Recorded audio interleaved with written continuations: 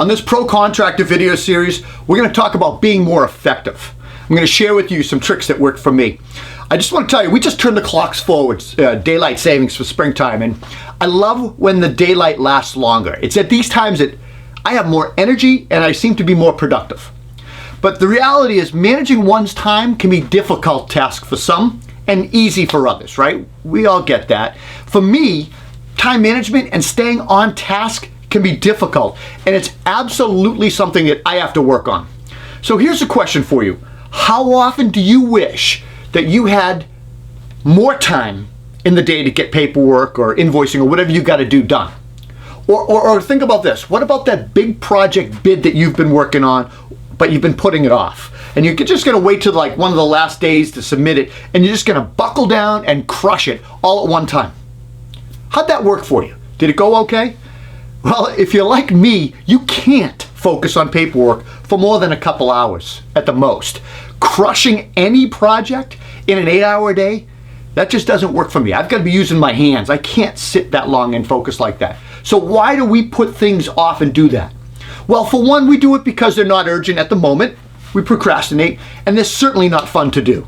Finding an excuse to avoid hard work or paperwork has never been hard to do, right? Look, as a small business entrepreneur, I've learned that 20% of my efforts result in 80% of the results. So focusing on those 20% efforts that make me more money, make me more efficient, more successful, it's important. It's called the 80-20 rule. So here's my method, and I hope you guys try it and see if it works for you. I want you to set aside 60 to 90 minutes of uninterrupted time.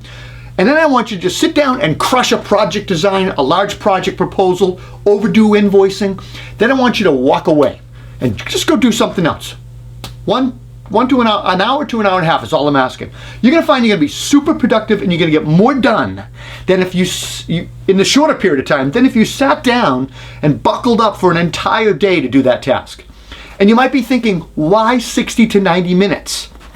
Well, what the research out there has shown, it suggests that the optimal human limit for intense, task focusing is 60 to 90 minutes. So when doing this, you have to remember to define what's important to you, the 80-20 rule in your business. What's important to you and your business? To me, that's working on new bids and invoicing and payroll. So here's my deal. I personally have trouble focusing at times, and if I don't turn off my email when doing bids and stuff, you get those little notifications that pop up. Guess what I do? That's right, I open it. I click on it when it pops up because I can't help myself. The problem is it distracts me from my current task. Additionally, if that email is of a serious nature or something that I might have an answer to or I got to start working on right away, I'll do it. And then before I know it, I have 2 or 3 projects going on my screen. 10 emails later, I'm still answering emails and I haven't completed my first task. So in order for this to work, you need to eliminate all distractions. That means turning off emails, the notification pop-up, putting your phone on airplane mode or do not disturb with that little half moon, even locking yourself in a room and just removing yourself from distractions. Ideally, you want to set a start and stop time. Give yourself that goal. I'm going to end at this time.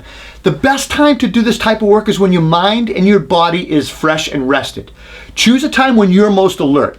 I find weekend mornings work best for me. I do a lot of stuff early in the morning. My family sleeps till 10. I'm up 6 a.m. doing stuff. As the day wears on, so does my focus and my patience. By the way, creating a regular routine with specific times is the best way to do this. It will help you develop discipline and create an easy, repeatable routine. It's like doing reps at the gym. You got to get your reps in to become a habit.